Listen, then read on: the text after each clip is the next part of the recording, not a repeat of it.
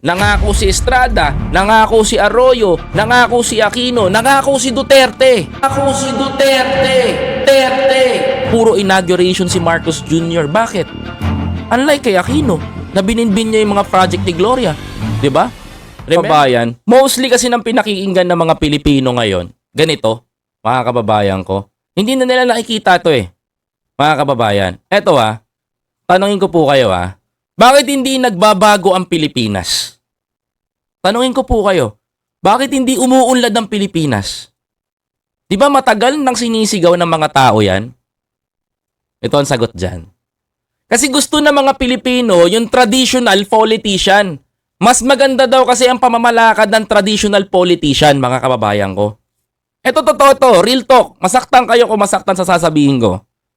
Mas gusto daw kasi ng mga Pilipino yung traditional politician, mga kababayan ko. If there is a traditional politician, maganda daw pong mamalakad sa bansa natin. Ito yung pinagkaiba ng traditional at millennial. Okay? Mga kababayan ko. Ito pa.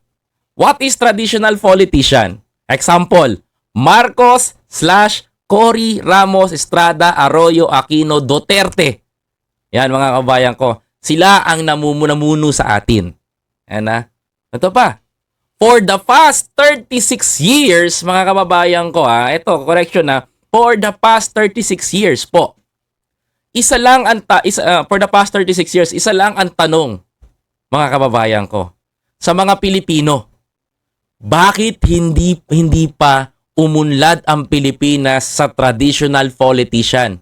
Yan ang matagal ng sigaw ng mga kababayan natin because they want changes. They want gusto namin ng pagbabago. Gusto namin ng magandang pamumuhay. Gusto namin, yan ang sinisigaw natin sa mga kampanya Mga kababayan ko totoo. Yan ang sinisigaw natin. Yan ang pinangangalandakan natin doon. Yan ang ibinubunyag at sinisigaw natin kada mayroong kampanya at gusto natin ng magandang pamumuhay. Nangako si Estrada, nangako si Arroyo, nangako si Aquino, nangako si Duterte. Mga kababayan ko. Ng pagbabago. Mga kababayan ko. Gusto nyong malaman? Ito kasi naabutan ko example. Let me give you an example, mga kababayan ko. Mga kapatid. Duterte administration. Mga kababayan ko Ano ang nagawa ni Digong? Number 1, war on drugs. Build. Mahigpit na pamumuno, mga kababayan ko Pero magaling sa disiplina, mga kababayan. Magaling sa disiplina si President Duterte. Beside, mga kababayan ko, tumaas ang presyo ng petrolyo, ng bilihin. Umabuso yung mga kaalyado, mga kababayan ko. Totoo yan, totoo to. Mga kapatid, siya pa rin ang siya. Pero mga kababayan ko, magpasalamat tayo, siya ang umubo sa kalaban ng mga Marcos. Tama? Beside nun, mga kababayan ko, siya rin ang nagpalibing kay dating Presidente Ferdinand Marcos. Mga kapatid, at siya rin ang president ng COVID president. Mga kababayan ko. Ang tanong ba dito, mga kababayan ko, let's backtrack tayo mula kay Duterte 36 years. 36 years mula kay Duterte, mga kababayan ko. Ang tanong dito, sa 6 na taon ni PRRD, umunlad ba ang Pilipinas? Mga kababayan ko? Hindi. Baliw na baliw kayo sa mga pangako ng mga politiko. 'Di ba? Yun ang totoo doon. Umunlad ba Pilipinas? PRRD is traditional politician, right? May pag-unlad sa Pilipinas pero hindi gaano kalakas. Ang naging masig ng kanyang administration is ubusin yung kaaway ng mga Marcos. Doon na focus ang lahat. 'Di ba? Ang tanong dito, mga kababayan ko, umunlad ba ang Pilipinas? Hindi. Mga kababayan ko. Eto, Aquino administration. Mga kababayan ko. Tingnan nyo balik tanaw tayo. PPP, PPP, Private Public Partnership. Lumobo ang utang ng Pilipinas, mas naging malakas ang mga oligarko under the Aquino administration. Sa 44, hindi naman tumaas pero mga kababayan ko, hindi naman tumaas ang presyo ng petrolyo. Bumaba naman ang bilihin during Aquino days, mga kababayan ko Ayan Ito totoo to sinasabi ko. Kasi nagstay naman doon i-comparison ko naman yung kay PRRD at nung kay Aquino noon, mas nakakatuwa pa rin. Alam nyo kung bakit. Hindi naman tumaas ang presyo ng presyo ng petrolyo. Nanatili pa rin ng 42, 41, 38 ang gas. Kaya mababa ang bilihin noon kasi napababa niya ang petrolyo. Mga kababayan ko. Doon siya nag-focus. Kaya yung stable, yung presyo natin hindi tumataas. Unlike dito kay PRRD that time, dati nga 48 nga lang ang petrolyo, ang diesel mababa. Nung panahon na ni PRRD, biglang bumulusok pataas. 'Di ba? Doon tayo nagka-problema. Ito pa. Balik tanaw tayo. Umunlad ba Pilipinas mga kababayan ko sa panahon ni Aquino? Mga kapatid, sagot, hindi pa rin. Traditional politician Mga kababayan ko Traditional politician si Aquino. Mga kababayan ko. Sabi pa dito, Arroyo tayo. Arroyo administration. Mga kababayan, para malaman ninyo to mga kababayan ko Para malaman po ninyo Arroyo administration. Ano kinasangkutan? Hello Garcia scandal. Ayaw daw bumaba sa pwesto ni Arroyo. Pamasahe sa jeep mga kababayan ko 6 pesos. Ayan Buti pa nga dito pamasahe sa jeep 6 pesos Pagdating sa Aquino administration, pumanik ng 8, pumanik ng 9, naging G's mga kababayan ko, sobra Totoo to, naging G's. Lalo na ngayon sa panahon ni Pangulong Duterte, naging 15 pesos ang pamasahe sa jeep, naging 11 pesos. Balik tanaw tayo mga kababayan ko. Ay bumaba sa pwesto. Sa ang petrolyo naman kay Arroyo administration, medyo bumaba mga kababayan ko. Ang presyo ng coke noon, mga kababayan ko, 9 pesos. Ang pop cola, 5 piso. Mas bababa din ng gulay, mapapababa niya din yung mga bilihin. Magaling na ekonomista talaga si Gloria, mga kababayan ko. But suddenly, mga kababayan ko, kahit na anong galing ni Gloria bilang economist, but the problem, the biggest question, din a $1 million question, mga kababayan ko, napaunlad ba ni Gloria Arroyo ang Pilipinas? Hindi pa rin. Traditional politician yan, mga kababayan ko. 'Di ba? Mga kapatid? Ito, mga kababayan. Estrada administration. What can I say? Basta alam ko 1 year lang siya nakaupo, naging presidente, that's it. Kasi si Gloria ang nagtuloy ng legacy niya. Okay? Mga kababayan ko? Ito pa, mga kababayan. Real talk to Ramos administration. Mga kapatid, mas kilalang Mr. Tabaco o pinakamaraming foreign trips na presidente sa Pilipinas. Kung di nyo nalalaman, si dating Pangulong si dating Pangulong Ramos, ang pinakamaraming foreign trip sa Pilipinas na presidente sa Pilipinas. Mga kababayan ko Pero mga kababayan ko, nanatiling mababa ang mga bilihin pasahe sa jeep dahil dama pa din ng mga Pilipino ang Marcos legacy during that time. Siya na yung sinasabi ni FEM na mauupong presidente na sabi niya after 20 years babagsak ang Pilipinas. So ibig sabihin, pag alis ng mga Marcos sa Malacanang, Aquino, and then Ramos, mga kababayan ko. Ito mga kababayan ko. Anong nagawa ng traditional politician na si Cory Aquino? Ang sagot ko dito, no comment. Kasi ako nakita mga kababayan ko, 'di ba? Ang naabutan ko lang puro revolts ng husband ni 'di ba mga kapatid? Totoo to puro revolts ng mga husband niya ayan ng husband niya nasa Makati, Tarlac. Mas maraming revolts mga kababayan. Same with Ramos, mga kababayan ko. Same with Ramos. Nasa Marcos legacy pa din ang economy that time. Hindi pa siya totally bumabagsak, mga kababayan ko. Eto mga kababayan, Ferdinand Marcos administration. Mga kababayan ko. Ferdinand Edralin Marcos administration. Anong nagawa ni FEM, mga kababayan ko? Lung Center, Children's Hospital, East Avenue, Teachers Bliss, LRT Project, 13-month, Nutrivan. Ang bigas 250 per salop, hindi per kilo.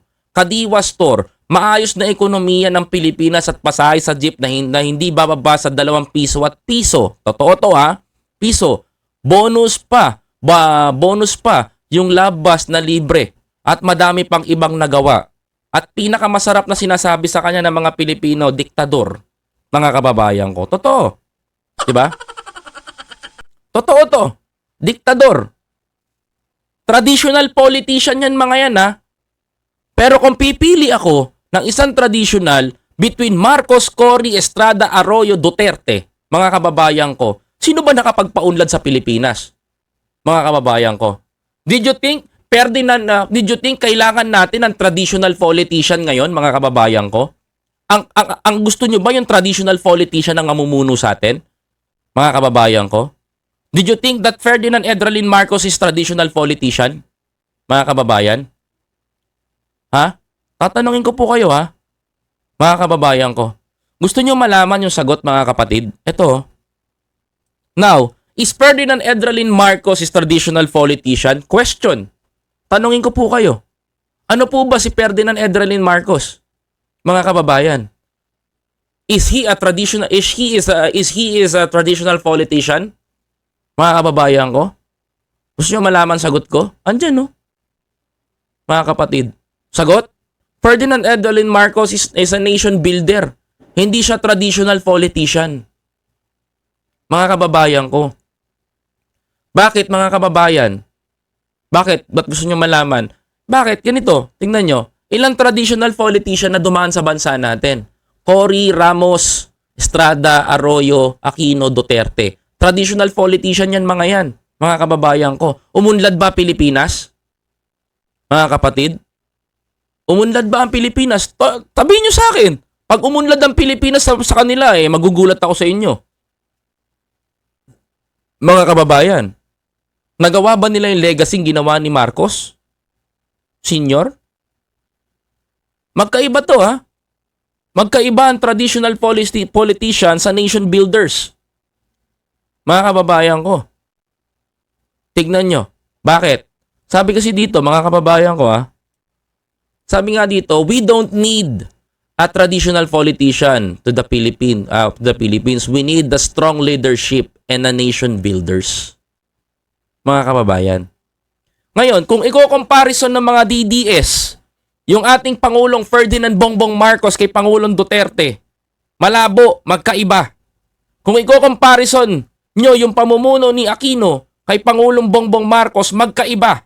Kung i-comparison mo yung pamumuno ni Gloria Arroyo at ni Pangulong Bongbong Marcos, may konting pagkakahawig, mga kababayan ko. Kung ikukumpara mo kay Estrada, si Pangulong Bongbong Marcos, malayo talaga pagitan, mga kababayan ko. At ikukumpara mo yung tinagawa ni Pangulong Bongbong Marcos at ni Ramos, meron ding konting pagkakahawig, mga kababayan. At kung ikukumpara mo kay Cory Aquino, yung ginagawa ni Pangulong Ferdinand Bongbong Marcos ngayon, mga kababayan ko, malayo po talaga ang distansya at magkaiba sila. Mga kababayan ko. But the thing is, mga kababayan, mga kapatid, 36 years na po tayong pinahirapan ng traditional politician. Katulad nung sinasabi nito ni Nikki Cosseteng na ang mga Marcos lamang ang nagpapayaman at ang mga mahihirap ay siyang tuluyan naghihirap. Mali pong konsepto ng buhay yon. Tandaan nyo to. Mali pong konsepto ng buhay yon. Ang ibig sabihin dito, mga kababayan ko, mga kapatid, pinapakita ko dito kung ano ang pinagkaiba ng tradisyonal at millennial na naniniwala politician. Ano po ba si Pangulong Bongbong Marcos, mga kababayan ko? President Bongbong Marcos is a millennial kung maituturing. 'Di ba? Ito yan, no. Papakita ko sa inyo. Ito yan, mga kababayan, no. Now, mga kababayan ko, the President of the Republic of the Philippines is they call Marcos Jr. Ayan, si Marcos Jr. Ano nga bang nagawa ni Marcos Jr., mga kababayan ko? Una pa lang ng taon na pagkakaupo niya. Ayan, ha. Napababa ang unemployment rate, mga kababayan ko sa bansa. Tuloy-tuloy ang pagpasok ng mga investors. Massive project sa Pilipinas. Build better more. Mga kababayan ko, digital infrastructure, modernization, bagong Pilipinas, mga kababayan. Yan ang nagagawa ni Presidente. Ayan, sabi pa dito, Bongbong Marcos is same with his father, a nation builder, mga kababayan ko. So, magkaiba ang namumuno ngayon na traditional at millennial. Ganyan kasi si Bongbong Marcos, mga kababayan ko. In short, hindi niya hindi in short, hindi siya hindi maiintindihan ng strategy ni PBBM kasi iba sila ng style ng leadership because we are in the digital era. Kailangan nga sumabay ng bansa natin sa modernization. Ano ang gusto ninyo? Ano ang gusto niyo leader? Traditional? Anong gusto nyong traditional na leader? In 36 years, hindi gumanda ang Pilipinas. O isang millennial na nagpapakilala sa bagong sistema ng bagong Pilipinas. Mga kababayan ko. Kaya kung papipiliin ko kayo, mga kababayan, pupunta ka ba doon sa leadership na mga kababayan ko na pupunta ka sa leadership na traditional? Kasi yung traditional leadership, mga kababayan ko, until na wala pa napapatunayan sa atin. 'Di ba? Dumaan ng napakaraming presidente. 36 na taon tayo, mga kababayan ko, na wala tayo na pala. Gumaan ba buhay ng Pilipino? Baka gumaan yung mga bulsa ng mga tropa nila. Mga kababayan ko. Gumaan eh. Biruin nyo, hindi mo na nga makita ngayon eh. 'Di ba? O doon tayo sa susubok tayo ulit ng isang bago na merong kakayanang gawin nito. Mga kababayan ko. I don't want to say na gagayahin ni Bongbong yung ginagawa ng tatay niya. Mga kababayan ko. But Bongbong Marcos, si Marcos Jr. na sinasabihan nila is meron sariling style. May sarili siyang diskarte sa bansa na ginagawa. Ang ginagawa niya ngayon, total naman, nakatindig na naman yung mga pinatayo ng tatay ko. Dadagdagan pa natin. 'Di ba? Mga kababayan ko. Total naman, may mga nagawa naman itong mga dating presidente, ituloy natin. Dadagdagan natin. 'Di ba? Kung ano yung pagkukulang pa ng mga plano ng ibang presidente, ipagpapatuloy natin. Kung may dapat tanggalin tayo, tatanggalin natin. That is build better more. Hindi nyo ba napapansin yun? Mga kababayan ko? Puro inauguration si Marcos Jr. Bakit? Inumpisa ng dating presidente. Ipinagpatuloy niya eh. Hindi niya bininbin. Unlike kay Aquino, na bininbin niya yung mga project ni Gloria. 'Di ba? Remember yung LRT sa Bulacan, pending, ginastosan ng gobyerno. 'Di ba? Nagkaroon ng Marcos Jr. na sinasabihan ng mga dilawan ngayon, eto na, mga kababayan ko, tuloy ang project, tuloy ang railway. Tuloy ang paggaan ng Pilipino. Yun yung diktador. Yun yung anak ng diktador. Yun yung sinasabihan nyo na nagkukok. Yun yung sinasabihan nyo ng adik. 'Di ba? Yun. Hindi natin maitatago sa panahon na to ngayon yan. Yan ang patunay doon at hindi mababago. Mga kababayan ko. Ngayon nila sabihin na ganyan si Marcos. No. Pwede naman. Wala namang problema sa akin yun. Maiintindihan ng mga tao yun. Mga kababayan ko. Kaya yung pagpili nyo ng presidente ngayon, mga kababayan ko, nasa right decision kayo. Ibig sabihin nun, ang mga Pilipino ayaw na sa traditional politician. Sumubok ng millennial. Sumubok ng bata. Sumubok ng isang may hubog, may isip at may strong leadership. Why PRRD na sinabihan niya si PBBM ng weak leader? Bakit? Hindi niya kasi nakikitaan eh. Magkaiba sila ng style ng leadership eh. Si Pangulong Bongbong Marcos, gaganyan-ganyan lang yan. Gaganyan-ganyan lang yan. Ay okay, ito yan. Yan. Pero nag-iisip yan. Ang gusto kasi nakikita ng mga tao, kapag merong bagahe na nawala sa airport, pupunta si PRRD. Magpapakita, magpapublicity. Hindi nyo alam yun, mga kababayan ko. That's too impossible na hindi nyo nalalaman yun. Yung mga simpleng bagay na kumukurot sa puso ng mga OFW, doon nila inaatake lahat. Marketing strategy yon. Hindi ganun si Bongbong eh. Yung sinasabihan nyo ng Marcos Jr., anak ng diktador, hindi ganun yun. Ang ginagawa niya ngayon is ipinoprove niya sa Pilipino na kaya natin tong gawin. Magagawa natin to. Mapapaangat natin ang ekonomiya. Nagugulat na nga lang kayo, di ba? Andiyan na yung project, nakatayo na. Wala pa kayong kaalam-alam. Yan ang problema sa ibang Pilipino. Hindi nyo nakikita yung parte na yon. Kaya kung papipiliin nyo ko ng isang presidenteng mauupo ulit, hindi ako sa traditional. Sawa na ako sa traditional politician eh. Waste of time ang pagtulong sa mga traditional politician. Remember, these words came from me kay Biyahe ni Koy. 36 years tayong naghirap because of the traditional politician. Walang napala ang Pilipino. Walang napala ang Pilipinas. Gutom ang mga mamamayan natin. Mga kababayan ko, ilang beses pa ba tayo magbubulag-bulagan? Ilang beses pa ba tayong patango-tango na lamang? Ilang beses pa ba tayong papalakpak pag sinabi nilang papalakpak tayo? Ilang beses pa ba tayong magsasalita para sa atin naman, mga kababayan ko? Ilang beses pa tayong papalakpak at nagtutulong, mga kababayan, para sa kanila? Mga kapatid. 'Di ba? So, totoo lang.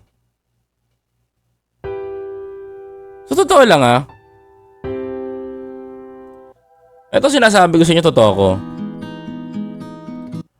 Mga kababayan ko. Totoo lang ako. Totoo lang naman tayo. Mga kapatid. Kailan pa? Kapag puti na yung buhok natin? Kapag wala na?